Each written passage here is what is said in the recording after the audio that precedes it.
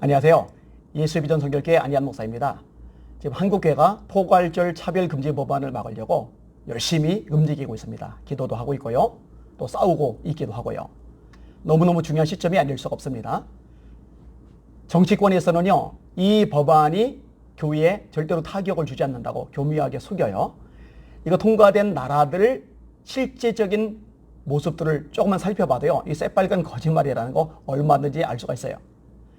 인권위원회에서는 엉터리 통계를 가지고 국민들의 다수가 이 차별금지 법안 지지하는 것처럼 발표를 했는데 그거 역시 거짓이고요. 왜 이렇게 국가 권력이 거짓을 행하는지 참 납득할 수가 없어요.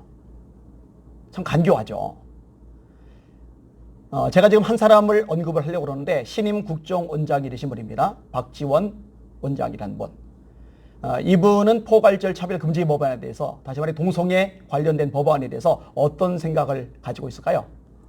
2018년도에 인사청문회가 있었어요. 그 내용을 조금 인용을 하려고 합니다. 이때 박지원 이분이 김선수 대법관 후보자 인사청문특별위원회에서 발언을 한 내용이에요. 이렇게 말을 합니다.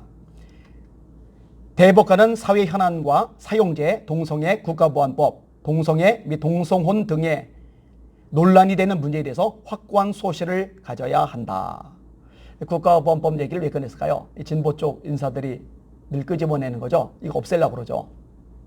그 다음에 동성혼 얘기, 또 동성애 관련된 얘기 왜 끄집어냈을까요? 이거 찬성하는 쪽이니까, 통과시키려고 하는 쪽이니까, 그러니까 압박을 가하는 거죠. 이때 김 선수 대법관 후보자가 입맛에 맞는 대답을 해주지를 않아요. 이렇게 대답을 합니다. 동성애 및 동성혼에 대한 입장에 대해서는 동성애자의 인권도 존중되어야 하기 때문에 이를 이유로 차별받아서는 안 됩니다. 동성혼은 결혼이라는 사회적 제도이기 때문에 입법적 과정을 거쳐야 합니다. 이 공을요, 국회에다 던진 거예요. 입법적 과정? 국회에서 법률로 만들어진 것이 아니기 때문에 내가 이렇게 저렇게 할 수 있는 일이 아니다. 국회에서 법으로 만들어지면은 그때 그 법에 따라서 움직이면 된다. 이런 얘기를 끄집어낸 거죠.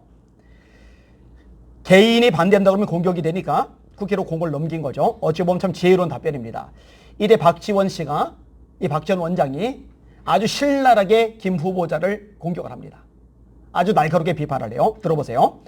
대법관은 사회 현안과 사용제, 동성애 이게 참 많이 하죠. 국가보안법, 동성혼 등의 논란이 되는 문제에 대해서 확고한 소신을 가져야 한다. 특히 우리 사회 진보 세력의 개혁 마인드, 그리고 노동 전문가 등의 경력으로 추천되는 후보자는 더 그러해야 한다. 우리 입장을 좀 반영해라, 그 얘기죠. 제가 법무부 장관, 검찰총장, 대법원장, 대법관, 헌법재판소장 및 재판관 등 법사위를 11년째 하면서 수많은 청문회를 했지만 오늘 후보자의 답변이 가장 실망스럽습니다. 왜 소신껏 차별금지법안 통과돼야 된다, 동성혼도 통과돼야 된다, 이렇게 말 안 하느냐, 그런 얘기를 한 거죠. 자, 이렇게 차별금지법에 대해서, 동성애에 대해서 소신이 뚜렷한 분이 국정원장 되세요. 막강 권력 수장이죠. 좀 많이 우려가 돼요. 이런 상황 속에서 충격적인 소식을 들은 거예요. 소강성 목사님에 대한 얘기입니다. 제가요, 그동안에는요, 목사님들에 대해서 가급적 이야기를 안 하려고 했어요. 내부 총질이 될까봐. 그런데요, 요즘 생각을 바꿨어요. 영향력 있고 유명한 목사님들이 하나님의 말씀에 어긋난 태도와 행동, 또 메시지를 전할 때는요, 이거를 제대로 가르쳐 줘야 사람들이 현혹되지 않고 죄의 길로, 어긋난 길로, 삐딱한 길로 잘못 가지 않겠구나, 요 생각이 드는 거예요. 이거 입 다물고 있는 게 직무유기구나, 요 생각이 드는 겁니다. 자, 이 박지원 신임 원장이 소강성 목사님이 사역하시는 새 에덴 교회에 방문을 했어요. 뭐 누구든지 교회는 방문할 수 있죠. 환영받을 수 있어요. 뭐 일어서기 하고 박수로 하고 또 간략하게 소개 정도는 할 수 있어요. 그런데요, 좀 심해요. 잘 들어보세요.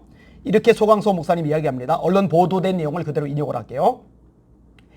제가 왜 저 어른을 존경하고 사랑하느냐. 어른이래요. 존경하고 사랑한대요.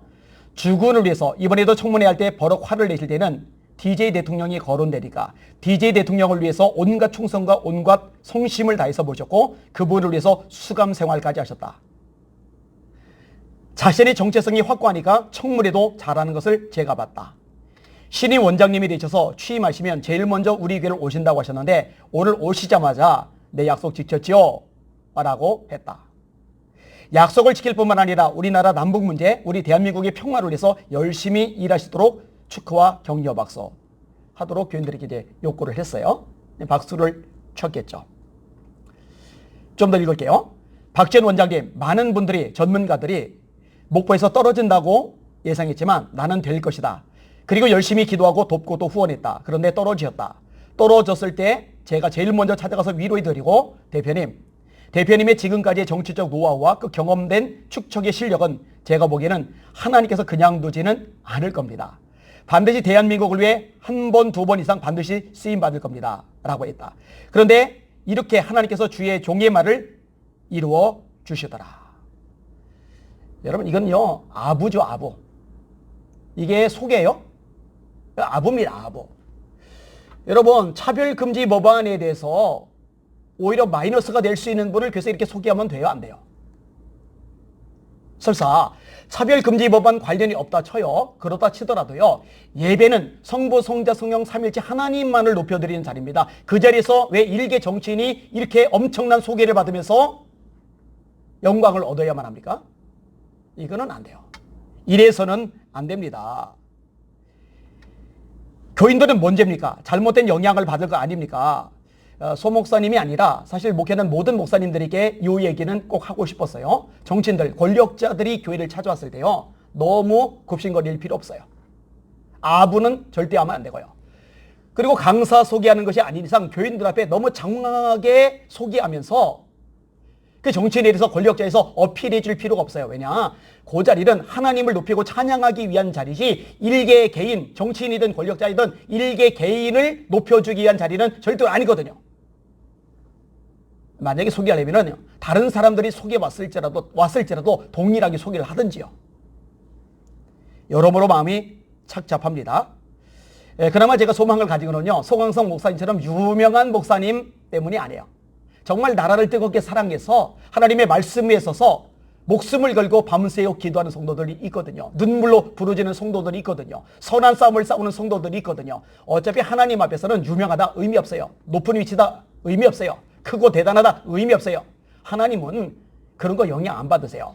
여러분 골리앗이 이스라엘 백성들을 모독할 때 이스라엘 백성들이 전쟁에 패해서 완전히 망하기 직전일 때 왕 같은 유명한 인사, 장군들, 신하들, 명문가 하나님이 안 쓰셨죠. 다윗 같은 일개 소년을 통해서 골리앗을 때려잡고 나라를 건지셨죠. 이 방송을 들으시는 여러분들 가운데 조국을 놓고 기도하시면서 선한 싸움을 싸우는 여러분들 때문에 하나님이 이 대한민국을 지켜주시는 겁니다. 힘냅시다. 승리합시다. 하나님만 바라봅시다. 할렐루야.